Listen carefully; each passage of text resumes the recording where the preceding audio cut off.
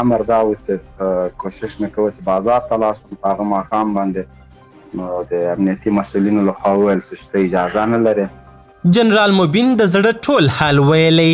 جنرال موبین د اسلامي امارت له چارواکو سخته ګیله کړې او یو شمېر کسان یې د ده په بېګناه بندي کولو تورن کړي. دا چې جنرال موبین نور څه ویلي خپله د هغه له خولې واورئ.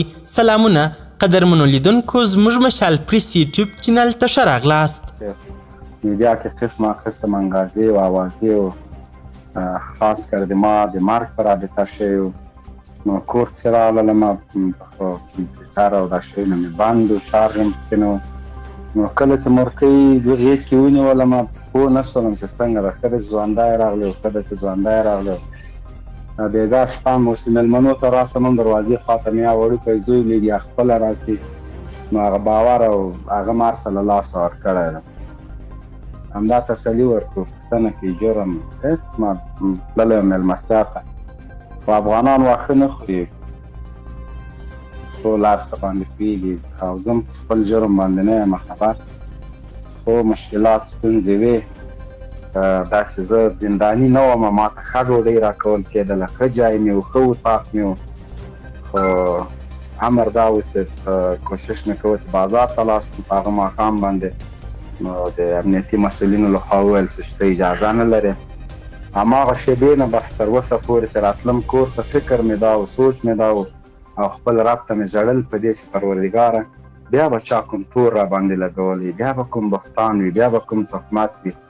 همدغه تشویشو کې بالاخره نو حقیقت هغه شی نه و، نه کوم تور و، نه کوم هغه و، نه کوم بل شی. افغانستان ده، دا زموږ ملک ده، زموږ هېواد ده، کړاوونه مشکلات دا شی به وي. تر اوسه د نوموړي د نیول کېدو لامل نه دی معلوم، خو هغه تازه په یوه ویډیو کې د کندهاریانو په اړه ځینې څرګندونې کړي.